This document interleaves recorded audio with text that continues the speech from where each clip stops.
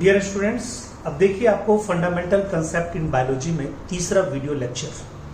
इस तीसरा video lecture में भी हम कॉमन ब्रांचेज ऑफ बायोलॉजी की ही बात करेंगे, क्योंकि सेकेंड वीडियो लेक्चर में हमने 8 ब्रांचेज के बारे में डिस्कस किया। हमने डिस्कस कर लिया टेक्सोनॉमी के बारे में, मॉर्फोलॉजी के बारे में, एनाटॉमी के बारे में, टिश्यू के बारे में, सेल बायोलॉजी के बारे में, ठीक है, साइटोलॉजी के बारे में, फिजियोलॉजी के बारे में और इकोलॉजी के बारे में। हमने इतना डिस्कशन कर लिया। अब हम लोग 9th ब्रांच पे चलते हैं। ये 9th ब्रांच जो हमारा है वो है इवोल्यूशन। वो क्या है? इवोल्यूशन। ठीक है, ये देखिए इवोल्यूशन जो टर्म है, इस इवोल्यूशन टर्म में आप देखेंगे, ठीक है, ये जो आपका इवोल्यूशन का जो टर्म है, ठीक है, ये इवोल्यूशन के टर्म में, ठीक है, कहा जाता है कि सबसे पहले तो ये टर्म किसने दिया? ठीक है, कहता है इवोल्यूशन का टर्म जो दिया है, ठीक है, ये दिया है इवोल्यूशन टर्म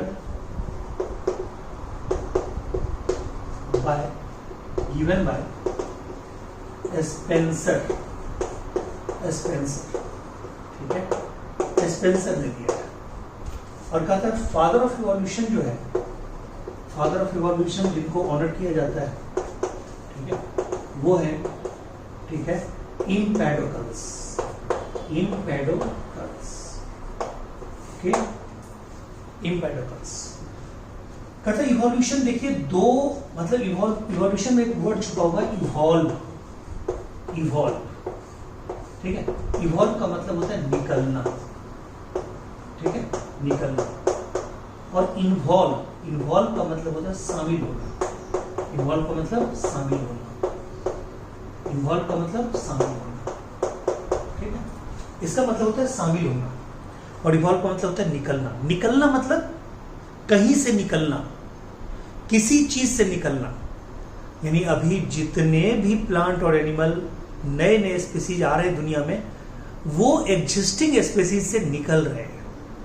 वो ये नहीं है कि ऑरिजिन हो रहा है उनका, ठीक है, ऐसा नहीं है कि ह्यूमन का कोई ऑरिजिन हुआ है, ठीक है, कि भाई मतलब इलेक्ट्रॉन प्रोटॉन न्यूट्रॉन मिला, ठीक है, फिर एटम बना, फिर मॉलिक्यूल बना, फिर कंपाउंड बना, फिर कंपाउंड मिक्सचर बना, फिर क्रिस्टलोग्राफिक सॉल्यूशन बना, फिर ठीक है प्रोटोप्लाज्म बना, फिर सेल बना, फिर टिश्यू बना, फिर ऑर्गन बना, ऑर्गन सिस्टम बना, ऑर्गन सिस्टम मिला के ह्यूमन बन गया। ऐसा बिल्कुल नहीं है, ठीक है, क्योंकि वो सब मिला के पहले कोई दूसरा सेल आया, फिर प्रोटोजोन बना, फिर पॉलीफेरम बना, फिर प्लेटिहेल्मिन्थेस, फिर एस्केमेंथिस, फिर एनलिडा, फिर ऑर्थ्रोपोडा, फिर मोलस्का, फिर इकाइनोडर्माटा, हेमिकोडाटा, कॉर्डाटा में पहले पाइसिस, तब एम्फीबियम, तब रेप्टाइल्स, तब बर्ड्स, तब मैमल्स, ठीक है, तब हम लोग आए।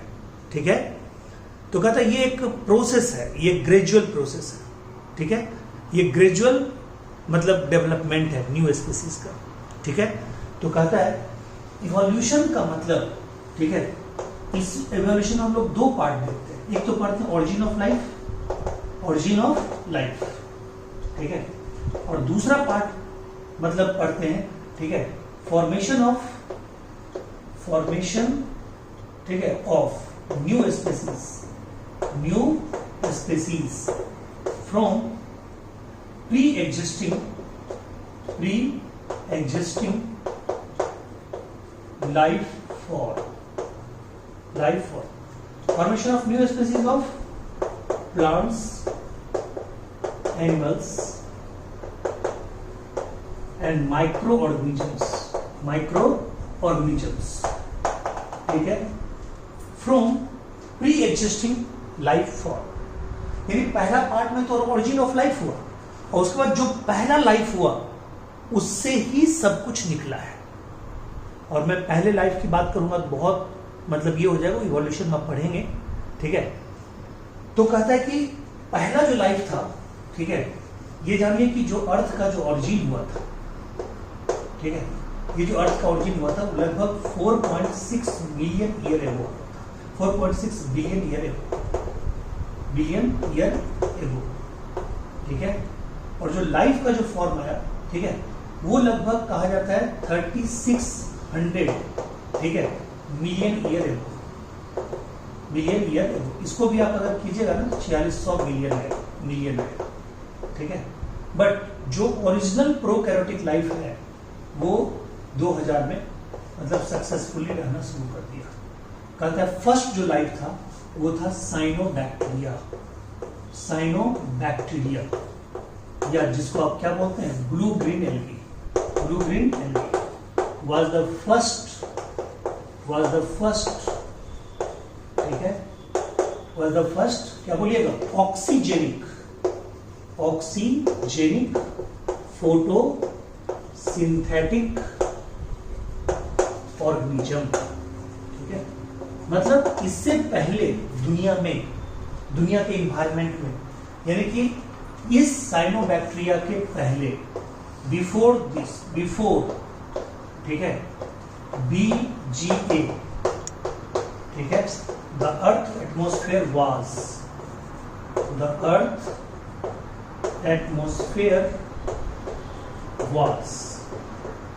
reducing, ठीक है।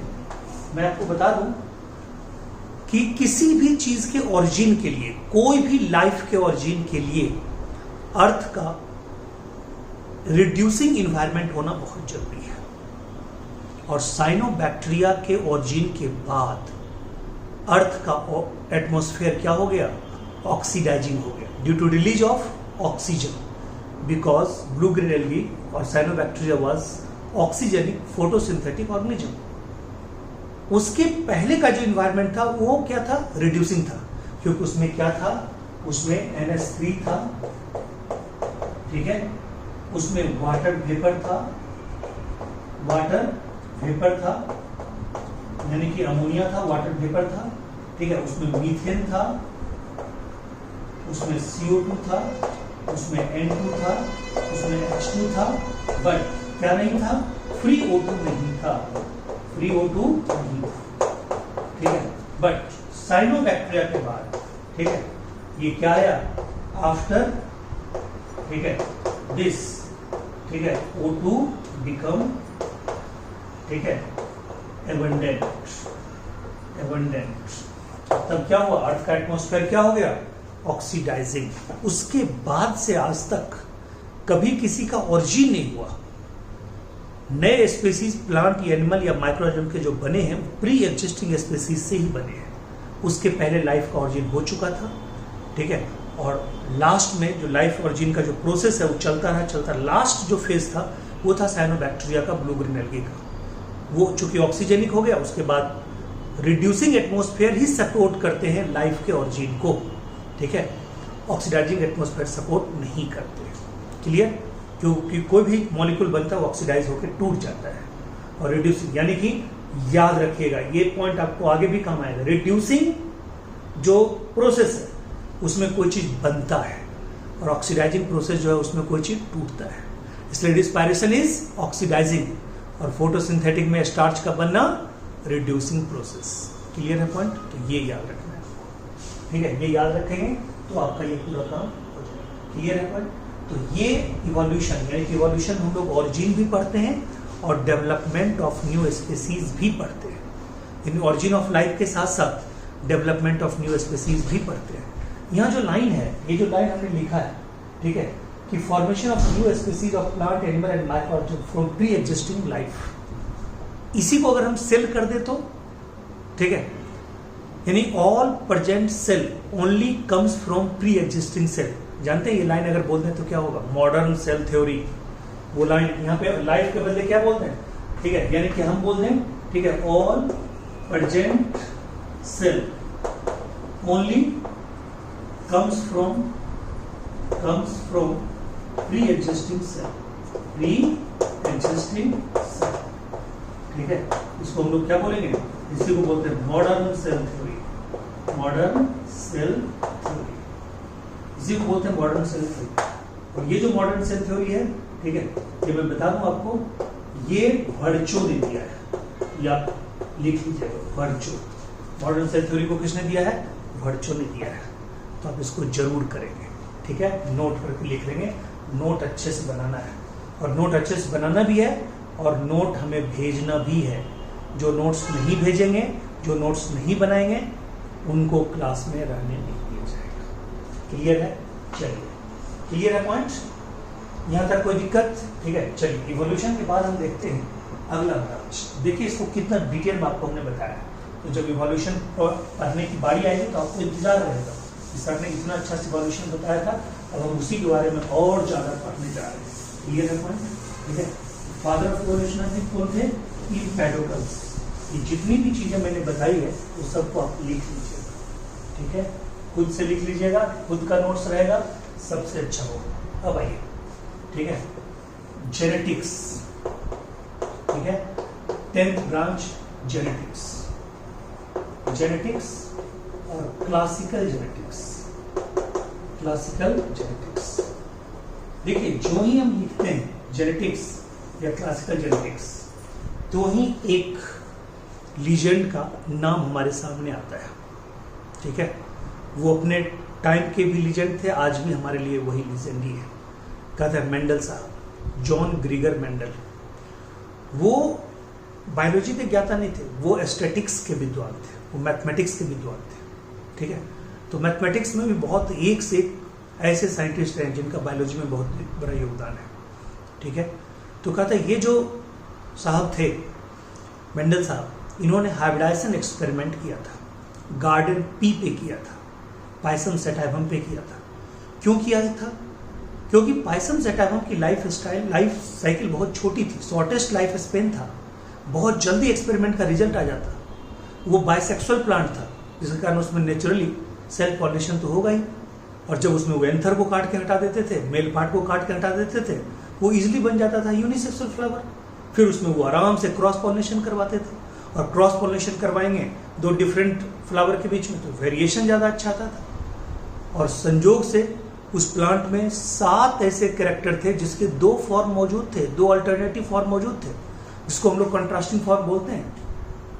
तो उसमें 7 पेयर क्रोमोजोम भी थे और 7 पेयर, ठीक है, कंट्रास्टिंग कैरेक्टर भी थे। यही मेन कारण था मेंडल का कि उन्होंने चूज किया पाइसम सेटाइवम को। But what is genetics? What is the Mendelian genetics? What is the classical genetics? इसी को हम लोग क्या बोलते हैं? मेंडेलियन जेनेटिक्स भी इसी को बोलते हैं, मेंडेलियन जेनेटिक्स भी इसी को बोलते हैं, ठीक है। तो ये तो अब डाउट रहा ही नहीं, ठीक है, कि फादर ऑफ जेनेटिक्स या father of classical genetics, father of Mendelian genetics किसको कहेंगे? ये तो पहले क्लियर हो गया, किनको कहेंगे? मेंडल साहब को बोलेंगे, नो डाउट। तो आप लोग लिख लीजिएगा नोट्स में। अब कहता है ये है क्या? कहता है उनके अकॉर्डिंग ये था, ठीक है, study of heredity and variation, heredity and variation, ठीक है। कहता है फिर हेरिडिटी क्या है? ट्रांसमिशन ऑफ कैरेक्टर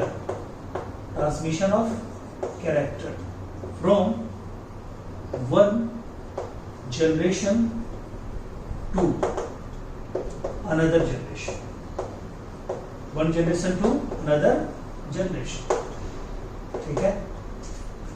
यानी कि इसका मतलब क्या? अगर एक कैरेक्टर, मान ले कोई कैरेक्टर है, वो जीन के रूप में एक जनरेशन से दूसरे जनरेशन में गया, क्रोमोजोम के ऊपर बैठ के, तो बताइए क्या होगा?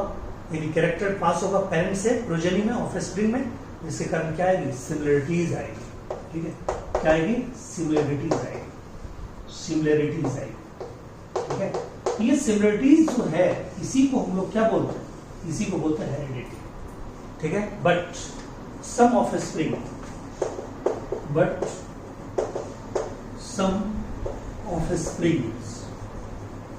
ठीक है, are very different. Some offsprings are very different to their, ठीक है, parents. To their parents. Some offsprings are very different to their parents. These differences,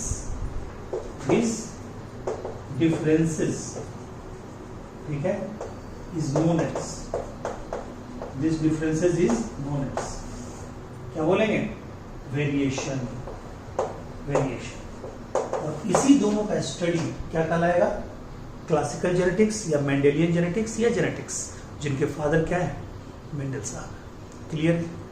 तो ये अगर क्लासिकल जेनेटिक्स है, इसका मतलब कुछ और भी होगा? कहता है यस, कहा था मॉडर्न जेनेटिक्स भी है, मॉडर्न जेनेटिक्स भी है, मॉडर्न जेनेटिक्स भी। और मॉडर्न जेनेटिक्स में हम एकदम गाजे बाजे के साथ सिर्फ जीन पे ध्यान देंगे। देखिए इसमें छुपा हुआ है जीन, ठीक है, जीन का टिक्स, जेनेटिक्स जैसे बोलते हैं फिजिक्स, ठीक है, ऑप्टिक्स, ठीक है, मैकेनिक्स, ठीक है, थर्मोडायनामिक्स, उसी तरह क्या है जेनेटिक्स। ये जो जेनेटिक्स है, ठीक है, तो जीन का ये टिक्स है, ठीक है, यानी कि इसमें जीन से किस किया जाएगा, ठीक है, यानी कि जीन के बारे में बताया जाएगा, यानी कि स्टडी ऑफ, ठीक है, ऑल, ठीक है, एस्पेक्ट्स ऑफ जीन, ठीक है, चाहे जीन का म्यूटेशन हो, चाहे जीन का स्ट्रक्चर हो, चाहे जीन का एलिमेंट हो, चाहे जीन का फंक्शन हो, चाहे जीन का क्रॉसिंग ओवर हो, ठीक है, चाहे जीन का एक्सप्रेशन हो, चाहे जीन का रेगुलेशन हो, ठीक है। तो जानते हैं जीन कोई भी मेटाबॉलिक रिएक्शन को रेगुलेट करता है, जीन प्रोटीन को बनाता है, ठीक है। तो कहता है ये जीन है क्या, अब ये तो आप समझ गए, इसको मैं मिटा रहा हूं, ठीक है। कहता है जीन है क्या, अगर कोई पूछेगा आपको ये जीन है क्या, ठीक है, तो कहता है कि जीन के बारे में अगर आपको बोलना हो, तो अगर डिफिनीशन देना होगा जीन के बारे में, तो कहिएगा structurally gene is the fragment of DNA, gene is the fragment of DNA. Gene DNA का एक फ्रेगमेंट है, फ्रेगमेंट यानी कि डीएनए का एक टुकड़ा है, कौन, जीन। फिर कहता है दूसरी बात, ठीक है, केमिकली चूंकि डीएनए का टुकड़ा है, डीएनए मतलब डीऑक्सीराइबोस न्यूक्लिक एसिड, तो केमिकली ये भी क्या होगा, chemically genes are also polynucleotide, just like nucleic acid और डीएनए और आरएनए, ठीक है। और लिखे, इसलिए लिखे कि डीएनए और आरएनए भी क्या है, न्यूक्लिक एसिड का टाइप है। तो जो डिफिनेशन न्यूक्लिक एसिड का है वही डीएनए का है, वही आरएनए का है, मींस, ठीक है, मींस क्या बोलेंगे, nucleic acids are polynucleotide, DNA are polynucleotide, RNA are polynucleotide. Clear है पॉइंट, ठीक है। ये सब क्या है, कहते हैं ये सब पॉलीन्यूक्लियोटाइड। क्लियर है, ये सब क्या है, पॉलीन्यूक्लियोटाइड। क्लियर, पॉलीन्यूक्लियोटाइड का मतलब है polymer of nucleotide, polymer of nucleotide, polymer of nucleotide. ये जो पॉलीमर ऑफ न्यूक्लियोटाइड है, ठीक है, कहते हैं सिंगल न्यूक्लियोटाइड में क्या क्या होता है, ये भी थोड़ा सा जान लीजिए, 10th में आपने पढ़ा होगा। कहता है पेंटोज शुगर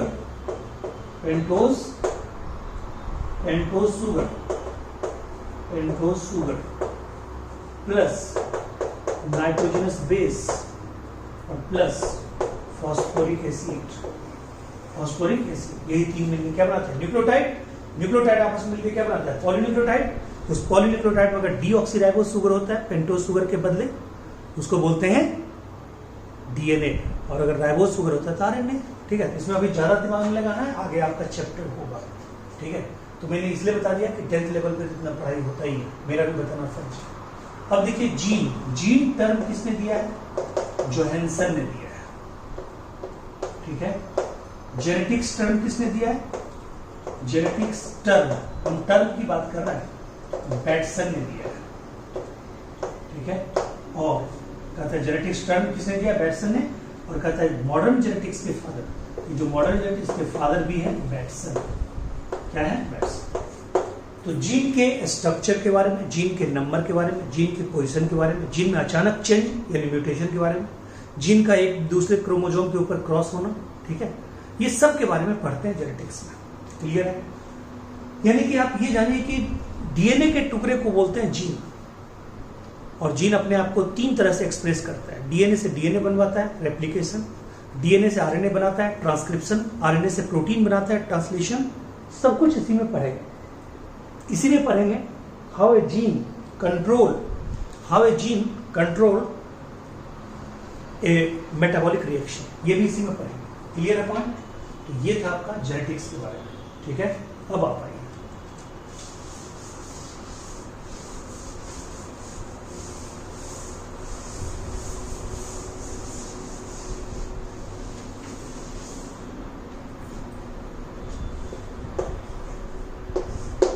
अब आइए 12 नंबर। ठीक है, हम लोग ये भी जान गए। ठीक है, अब कहता है कि इवोल्यूशन भी हमने पढ़ा। ठीक है, जेनेटिक्स के दोनों ब्रांचेज हमने पढ़े। अब आप आइए इम्ब्रियोलॉजी। देखिए, इम्ब्रियोलॉजी को हम सिंपल रूप में अगर पढ़ें तो स्टडी ऑफ इम्ब्रियोनिक डेवलपमेंट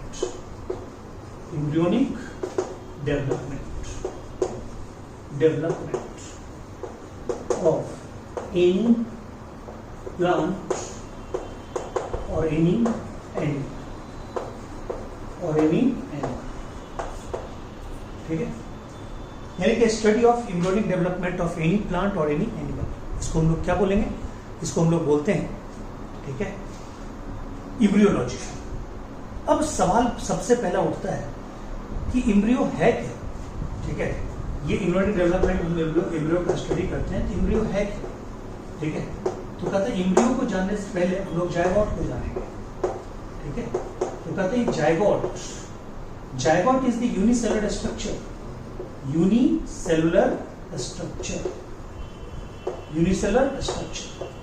ठीक है, रिजल्ट ऑफ ठीक है, zygote is the unicellular structure, result of क्या कहता है? रिजल्ट ऑफ फर्टिलाइजेशन और फ्यूजन और सिंगेनी, और कहीं कहीं इसको एम्फीबिक्सिस भी बोलते हैं। ठीक है, ये सब का रिजल्ट जो है वो क्या है? ठीक है, वो है जायगोट। और जायगोट में चूंकि 2 मेल और फीमेल गैमेट फ्यूज करते हैं, ठीक है, यानी कि बाय द मतलब मेल गैमेट और फीमेल गैमेट, यानी इसमें होता क्या है? मैं इधर लिख देता हूं, मेल और फीमेल गैमेट फ्यूज करते हैं, ये क्या है आपका? स्पर्म, ये आपका क्या है? ओवम, ये फ्यूज करता है, और ये फ्यूजन जो होता है कहां पे होता है? ठीक है, ये कहां पे होता है? कहता है फैलोपियन ट्यूब। अगर हम लोग अपना लेते हैं तो कहां पे होता है? Fallopian tube. ठीक है, यानी कि ये यूनिसेलुलर स्ट्रक्चर है, इस पे हम आते हैं। ये unicellular structure, embryo is the multicellular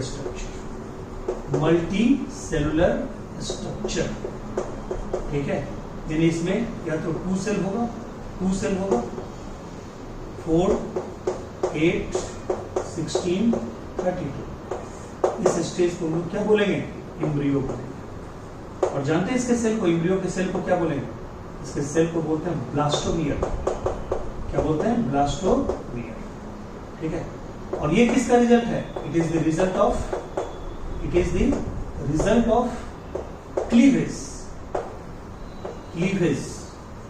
यानी डिवीजन इन जायगोट। ठीक है, ये देखिए जायगोट से रिश्ता था, यानी कि अगर कोई पूछे व्हाट इज एम्ब्रियो, तो कहेंगे embryo is the result of continuous cleavage division in zygote में पहला क्लीवेज होगा तो 2 सेल का होगा, तभी से एम्ब्रियो कहना शुरू कर देंगे। 2 सेल एम्ब्रियो, फिर दूसरा डिवीजन 4 सेल एम्ब्रियो, फिर तीसरा डिवीजन 8 सेल एम्ब्रियो, फिर चौथा डिवीजन 16 सेल एम्ब्रियो, ऐसे करके बोलेंगे 32 सेल तक जाएंगे। ठीक है, तो देखिए मेल है फीमेल है, मैच्योरिटी होगा, स्पर्म ओवम बनेगा, फीमेल के फैलोपियन ट्यूब में after copulation, after meeting, after intersex. ठीक है, कहता है आफ्टर इंसेमिनेशन, वेजाइना में जब इंसेमिन जाएगा फिर उसके बाद क्या होगा? स्पर्म फीमेल के फैलोपियन ट्यूब में पहुंचेगा, वहां पे एस्पर ओवम पहले से रखा हुआ, ओवम नॉन मोटाइल है, ये मोटाइल है, इसी को जाना पड़ेगा, ठीक है। ये वहां पे तक चल के गया और कहता है कि क्या होगा, फ्यूजन होगा, फर्टिलाइजेशन होगा। फर्टिलाइजेशन के बाद यहाँ पे फ्यूजन हो गया, तब क्या बना, जायगोट। तो जायगोट तक तो आप लोग हर कोई जानते हैं जायगोट के बाद क्या शुरू हो रहा है, क्लीवेज। तो क्लीवेज जब शुरू होगा डियर, ठीक है, तो बताइए क्लीवेज के बाद क्या होगा, 2 सेल भी आएगा, 4 सेल भी आएगा, 8 सेल भी आएगा, 16 सेल भी आएगा, 32 सेल भी आएगा, ठीक है। तो कहता है जो 8 से 16 सेल आता है, ठीक है, क्या आएगा, 8 to 16 सेल, इसको हम लोग बोलते हैं मोरूला। क्या बोलते हैं, मोरूला। यानी एक और स्टेज आया, एक स्टेज ये आया था, एक स्टेज ये आया था, उसके बाद क्या आएगा, ब्लास्टुला। क्या आएगा, ब्लास्टुला। और तब आएगा गैस्टुला। तब क्या आएगा, गैस्टुला, ठीक है। यानी कि ब्लास्टुला, गैस्टुला। और गैस्टुला में जाके जानते हैं क्या होता है, गैस्टुला में या तो 2 लेयर बनता है या तो 3 लेयर बनता है, ठीक है। अगर 2 लेयर बनेगा, ठीक है, या तो 3 लेयर बनेगा। 2 लेयर बनेगा तो कौन कौन बनेगा, इक्टोडर्म प्लस इंडोडर्म। और अगर 3 लेयर बनेगा तो क्या होगा, ecto plus endo plus meso, तीनों बनेगा। 2 लेयर होगा इक्टो इंडो, इसी से ऑल ऑर्गन्स बनेंगे, ऑल ऑर्गन्स बनेंगे, और यहाँ पे इन तीनों से ऑल ऑर्गन बनेंगे, ठीक है। तो इसको हम लोग क्या बोलेंगे, जो 3 लेयर बनेगा इसको बोलेंगे ट्रिप्लोब्लास्टिक एनिमल। Triploblastic animal. और इसको क्या बोलेंगे, डिप्लोब्लास्टिक एनिमल, ठीक है। चाहे ट्रिप्लोब्लास्टिक हो चाहे डिप्लोब्लास्टिक हो, सारे ऑर्गन बन गए, ऑर्गन बन गए, ठीक है। उसके बाद क्या होगा, बच्चा जन्म लेगा, पार्चुरेशन होगा। पार्चुरेशन यानी जन्म लेने तक, पार्चुरेशन मतलब क्या, birth of child, birth of child. तो कहता है, ठीक है, जायगोट फॉर्मेशन से लेके बर्थ लेने तक, ठीक है, ये जो पूरा का पूरा, उसके बाद जायगोट बनने के जस्ट बाद से लेके बर्थ लेने तक के जो सारे प्रोसेस हैं, जो सारे एम्ब्रियोनिक स्टेज है, उसी के डेवलपमेंट को हम लोग क्या बोलते हैं, एम्ब्रियोलॉजी बोलते हैं। और इसके लिए ट्रिक एक याद रखिएगा, सीएम साहब बीजी है, सीएम बीजी, ठीक है, सीएम बीजी। और थोड़ा और आगे जाइएगा, जब ऑर्गन बनेगा उसके पहले नर्वस सिस्टम, नर्वस टिश्यू बनते हैं। तो नर्वस टिश्यू का बनना न्यूरोलेशन, ऑर्गन का बनना ऑर्गेनोजेनेसिस। ऑर्गेनोजेनेसिस हुआ, पूरा एम्ब्रियोनिक डेवलपमेंट कंप्लीट हो गया। तो कहता है जायगोट बनने के बाद, जायगोट बनने तक ही बिजी थे सीएम साहब, जायगोट बनने के बाद सीएम साहब बिजी नहीं है। जब डॉक्टर ने कंफर्म कर दिया, ठीक है, कि भाई आपको मतलब लड़का या लड़की होगा, आपकी वाइफ कंसीव कर चुकी है, तो फिर डॉक्टर साहब की खुशी का ठिकाना नहीं होता। उसके बाद वो बिजी नहीं, वो निकल जाते हैं, ठीक है, घूमने फिरने। तब तक बिजी थे, ठीक है, भाई पत्नी को केयर करना, दिखना, वो, ठीक है, सारे कुछ, ठीक है। तो कहता है केयर करना, सीएम साहब बीजी नहीं है, ठीक है, सीएम साहब बीजी नहीं है। सी से क्लीवेज, एम से मोरूला, बी से ब्लास्टुला, जी से गैस्टुला, एन से नर्वस सिस्टम फॉर्मेशन, न्यूरोलेशन, ओ से अदर ऑर्गन फॉर्मेशन, ऑर्गेनोजेनेसिस, ठीक है। ये ट्रिक आप याद रखिएगा, सीएम बीजी नो, सीएम बीजी, ये आप जरूर याद रखिएगा, क्लियर है, यानी कि सीएम बीजी। चलिए, तो ये हो गया। अब इसमें 2 चीजें आप जानिए, जहां तक एम्ब्रियोलॉजी की बात है। तो मैं अभी कोई प्लांट ये एम्ब्रियोलॉजी और एनिमल एम्ब्रियोलॉजी का अलग अलग बात नहीं कर रहा हूँ। कहता है एम्ब्रियो से रिलेटेड हम दोनों मिला के बात कर रहे हैं। कहता है कि हमने एग्जाम्पल भले ह्यूमन का लिया है, तो इसमें मैं बता दूं, ठीक है, कि एम्ब्रियोलॉजी के फादर, इंडियन एम्ब्रियोलॉजी के फादर है P Maheshwari. P Maheshwari, P Maheshwari is the father of Indian embryology. Embryology von Baer, इनको बोलते हैं father of embryology at international level. Father of embryology, देखिए अगर सिंपल फादर ऑफ एम्ब्रियोलॉजी लिखते हैं, इसका मतलब इंटरनेशनल लेवल ही होता है, और इंडियन लगा देते हैं तो इंडियन होता है। बोलिए, क्लियर है पूरा point? Very very important information on this book, ठीक है। Please note each and every point for NEET UG, ठीक है, for NTSC, for KVYP, for olympiad. Okay, ये जो वीडियो है ये सब के लिए कॉमन वीडियो आपको बन रहा है। Thank you so much.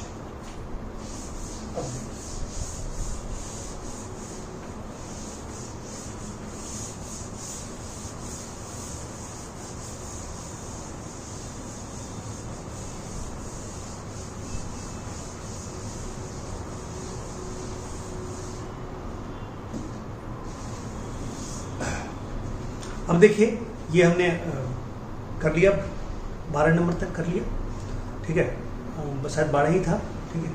उसके बाद अब देखिए, अब हम लोग किस पे चलते हैं, यानी कि हमने इम्यूनोलॉजी भी कर लिया, ठीक है, हमने इम्यूनोलॉजी भी कर लिया। अभी हमने क्या क्या किया, ठीक है, अभी हमने किया इवोल्यूशन, 9 नंबर इवोल्यूशन था, 10 नंबर था मॉडर्न जेनेटिक्स, ये क्लासिकल जेनेटिक्स, उसके बाद था मॉडर्न जेनेटिक्स, ठीक है, 9, 10, 11, 12 में था ये इम्यूनोलॉजी। 13 नंबर हम लोग देखते हैं क्या है। अब छोटा छोटा है, अब घबराने की बात नहीं है। 13 नंबर में क्रायोबायोलॉजी, क्रायोबायोलॉजी, क्रायोबायोलॉजी। कहते हैं क्रायोबायोलॉजी मतलब होता है study of organism at low temperature, low temperature, ठीक है। आप सुनते होंगे, ठीक है, कि होता क्या है कि कोई भी, जैसे मान लो ऑर्गन ट्रांसप्लांटेशन करता है, ऑर्गन ट्रांसप्लांटेशन करता है, ठीक है, या स्पर्म बैंक है,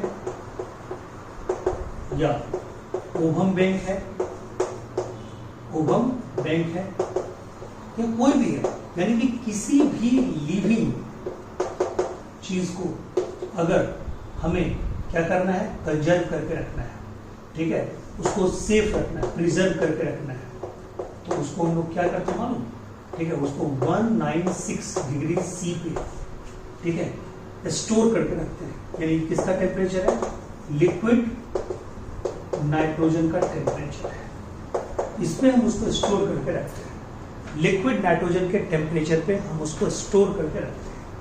ये जो लिक्विड नाइट्रोजन का जो टेम्परेचर है, ठीक है, इस पे हम उसको प्रिजर्व करके रखते हैं। इसको हम लोग बोलते हैं क्रायो प्रिजर्वेशन, क्रायो प्रिजर्वेशन, ठीक है, क्रायो प्रिजर्वेशन। यानी आपको, आप नोट करके ये भी पॉइंट लिख सकते हैं, व्हाट इज क्रायो प्रिजर्वेशन। तो आपको बताना है कि अगर किसी प्लांट या एनिमल को या उसके बॉडी पार्ट को अगर हम -196 degree C liquid nitrogen temperature पे प्रिजर्व करके रखते हैं तो वो सुरक्षित रहता है, डिग्रेड नहीं होता है, ठीक है, चाहे ऑर्गन ट्रांसप्लांटेशन हो या किसी भी पर्पज से हो, ठीक है, जीन को जमा करना हो जीन बैंक, पोलन को जमा करना हो पोलन बैंक, ठीक है, किसी को भी स्पर्म को जमा करना होगा स्पर्म बैंक, आप वेटरनरी हॉस्पिटल में देखेंगे, ठीक है, तो जमा करके रखा जाता है। ये मान लीजिए किसी को किडनी ही देना है, उसको कुछ देर तक जो फ्रीज में रखा जाता है, फ्रीजिंग पॉइंट, वो यही होता है फ्रीजिंग टेम्परेचर। ओके, तो study of organism at low temperature. Okay, चलिए 14 नंबर देखिए, ठीक है, एक्टिनोबायोलॉजी, एक्टिनोबायोलॉजी, ठीक है, कहता है study of effect of radiation, radiation on plants and animal, plants and, ठीक है, सनलाइट यानी रेडिएशन का बहुत बड़ा योगदान है। और एक्टिनोबायोलॉजी में तो ये भी देखा जाता है सनलाइट के अलावा alpha rays, gamma rays, ultraviolet rays, इस सब का क्या इफेक्ट है प्लांट और एनिमल पे, इसका जो स्टडी करते हैं दैट इज कॉल्ड एक्टिनोबायोलॉजी, ठीक है। 15 नंबर में देखते हैं, ठीक है, पैलिएंटोलॉजी, पैलिएंटोलॉजी, ठीक है, study of fossils, study of fossils, ठीक है। फॉसिल्स क्या होता है, फॉसिल्स कहते हैं, फॉसिल्स का मतलब, ठीक है, फुटप्रिंट्स ऑफ पास्ट ऑर्गेनिज्म, कोई अवशेष पिछले मतलब मरे हुए डेड प्लांट और एनिमल का जो अवशेष मिलता है पृथ्वी के अंदर डिफरेंट अर्थ क्रस्ट में, उसी को हम लोग बोलते हैं फॉसिल्स। ये फॉसिल्स कई तरह के हो सकते हैं, unaltered fossils, petrified fossils, coprolite, footprints, ठीक है, ये सब अलग अलग तरह के मतलब फॉसिल्स होते हैं, ठीक है, प्रिंट फॉसिल्स जिसको बोलते हैं फुटप्रिंट्स वाले को। तो कहता है ये फॉसिल्स का जो स्टडी है उसको हम लोग बोलते हैं, जो फॉसिल्स का स्टडी है उसको हम लोग बोलते हैं पैलिएंटोलॉजी। तो पैलिएंटोलॉजी का मतलब study of fossils of any plant और एनी एनिमल। अगर अलग अलग बात करेंगे, बॉटनी में अगर इसको पढ़ना चाहें तो पेलियो बॉटनी, जूलॉजी में अगर पढ़ना चाहें तो पेलियो जूलॉजी। क्लियर है पॉइंट? तो ये जान जाइए पैलिएंटोलॉजी में सबसे पहला वर्क था वो था लियोनार्डो डी विंची का, लियोनार्डो डी विंची, ठीक है, जिन्होंने मोनालिसा का पेंटिंग बनाया। उनको ऑनर दिया जाता है फादर ऑफ, ठीक है, फादर ऑफ पैलिएंटोलॉजी। ऐसे इनमें कई विवादास्पद नाम भी है, कई दूसरे का भी नाम है, बट आप इसको फॉलो कीजिए। और इंडिया में, ठीक है, विदाउट एनी कंट्रोवर्सी, इंडिया में बिरबल साहनी साहब को कहा जाता है father of Indian palaeontology. Birbal Sahni, ठीक है, इनको बोलते हैं father of Indian palaeontology,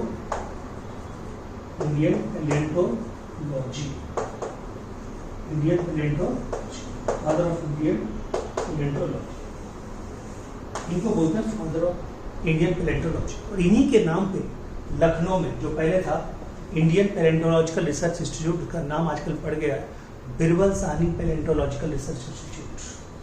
Birbal Sahni palaeontological research, पूरा लिख लीजिएगा, इंस्टीट्यूट वहां पे लखनऊ में, जो यूपी की राजधानी है, जहाँ के मुख्यमंत्री आपके योगी बाबा हैं, ठीक है। तो ये जो पैलिएंटोलॉजिकल रिसर्च इंस्टीट्यूट है लखनऊ में, इसके साथ साथ ये जानिए कि लखनऊ में दो चीजें और है। कहता एक central drug research institute, CDRI, बहुत फेमस है। आप +2 में भी जाएंगे तो पढ़ेंगे, आगे भी पढ़े होंगे। वहाँ पे एक एंटी फर्टिलिटी पिल्स बनती है सहेली, वो बहुत उसके लिए फेमस है, बहुत बार क्वेश्चन आ चुका है। और सेंट्रल टॉक्सिकोलॉजिकल रिसर्च इंस्टीट्यूट, तो Birbal Sahni palaeontological research institute Lucknow, ठीक है। उसका इंडियन टॉक्सिकोलॉजिकल, ये central toxicological research institute, central drug research institute, सब ये कहाँ पे है? लखनऊ में है, ठीक है। लखनऊ में एक PG हॉस्पिटल भी बहुत अच्छा है। अपना लोग मेडिकल के टीचर स्टूडेंट हैं तो उसी की बात करें। चलिए, क्लियर है यहाँ पे? तो वो दोनों पॉइंट भी लिख लीजिएगा आप यहाँ पे, छोड़िएगा नहीं। कौन कौन?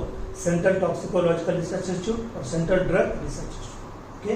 चलिए अब देखिए, उसके बाद आइए 15 के बाद आइए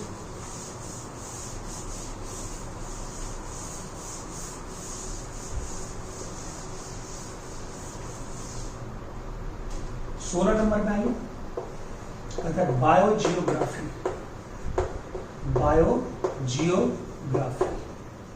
बायोजियोग्राफी का मतलब होता है study of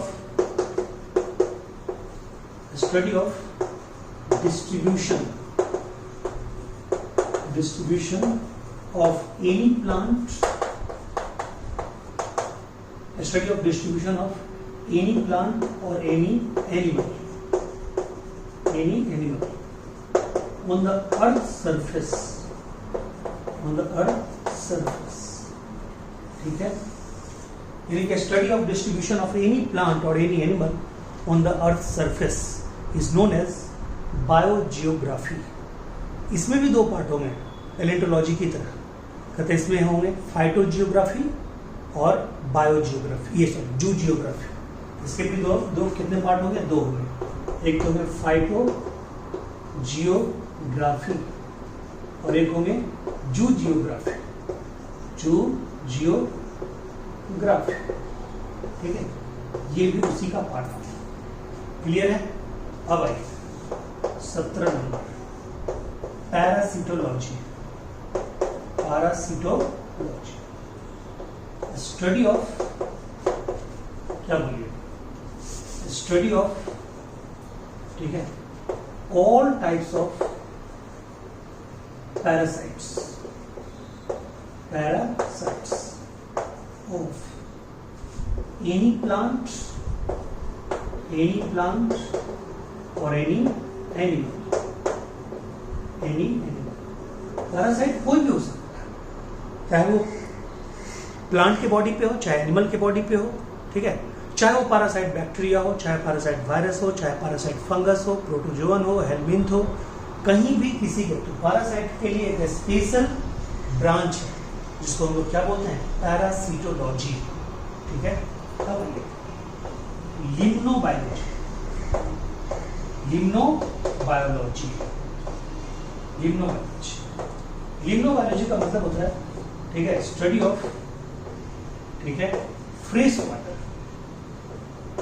fresh water plants and animals, plants और एनिमल के फ्रेश वाटर, ठीक है, यानी कि जो प्लांट है और जो एनिमल है जो फ्रेश वाटर में होते हैं उनका स्टडी का एक स्पेशल ब्रांच है जिसको हम लोग क्या बोलते हैं, लिम्नोबायोलॉजी, लिम्नोबायोलॉजी, ठीक है। फिर आइए अगला नेक्स्ट, ठीक है, कहता है एक ब्रांच है फिनोलॉजी, फिनोलॉजी, यानी कि फिनोलॉजी में क्या है, ठीक है, स्टडी ऑफ, ठीक है, migration, study of migration of any plant और एनी एनिमल, ठीक है, study of migration of any plant और any animal is known as, ठीक है, क्या बोलेंगे हम लोग, इज नोन एज, ठीक है, फिनोलॉजी, फिनोलॉजी। जैसे ऑस्ट्रेलिया से, ठीक है, मतलब चलिए पहले व्हीट की बात कर लेते हैं। व्हीट के साथ आप व्हीट, हम लोग जब व्हीट इंपोर्ट करते थे कहाँ से, यूएसए से, उसके साथ एक ग्रास आ गया, उसको हम लोग बोलते हैं पार्थेनियम ग्रास या कैरोट ग्रास या कांग्रेस ग्रास। ये सबसे फास्टेस्ट स्प्रेडिंग वीड था, फास्टेस्ट स्प्रेडिंग वीड था, वीड, खरपतवार, ठीक है। तो ये मुफ्त में आ गया, माइग्रेट होके आ गया, ठीक है। कोई बर्ड्स है, साइबेरिया से बर्ड्स आती है, हजारों लाखों किलोमीटर चल के 7 समंदर पार से इंडिया में अच्छे मौसम में, अक्टूबर नवंबर दिसंबर के मंथ में, ठीक है। तो ये जो आते हैं, ठीक है, ये जो यहाँ पे रहते हैं उनको यहाँ का जो इन्वायरमेंट पसंद आता है, अपनी जो पूरा रिप्रोडक्शन का प्रोसेस करते हैं, ठीक है, ये सब उसमें इंक्लूड होता है। तो उसको हम लोग क्या बोलते हैं, फिनोलॉजी बोलते हैं। क्या बोलते हैं, फिनोलॉजी। क्लियर है पॉइंट। और एक होता है, ठीक है, एक होता है इथोलॉजी, इथो, ठीक है, एक होता है इथो, ठीक है, बायोलॉजी, इथोबायोलॉजी, ठीक है, इथोबायोलॉजी। हालांकि इसमें इथोनोलॉजी भी बोल सकते हैं, लेकिन इथोनोलॉजी में क्या होता है, किसी स्पेशल एनिमल की बात होती है, ठीक है। इथोनोलॉजी में ह्यूमन की बात होगी, इथोनोलॉजी में एनिमल, ये ह्यूमन की बात होगी, इथोलॉजी में जनरल एनिमल की बात होगी। बट इथोबायोलॉजी जब बोलेंगे तो किसी भी प्लांट या एनिमल का जो बिहेवियर होता है, ठीक है, यानी कि स्टडी ऑफ, ठीक है, रिस्पॉन्स ऑफ एनी प्लांट और एनी एनिमल, ठीक है, टुवर्ड्स एनी एक्सटर्नल एजेंट, ठीक है, उसी को हम लोग क्या बोलते हैं, इथोनोबायोलॉजी, सॉरी इथोबायोलॉजी। क्लियर है पॉइंट। तो इस तरह से आपको सारे के सारे ब्रांचेस, ठीक है, 20 कॉमन ब्रांचेस का वीडियो आपको दे दिया गया है, ठीक है। इसको आप तैयार करेंगे, ठीक है। और हम लोग अब जो नेक्स्ट वीडियो लेक्चर होगा किसका बनाएंगे, 65 very very important special branches of zoology. उसके भी हो सकता है 2 या 3 पार्ट हो। वेट कीजिए अगले video. Thank you so much.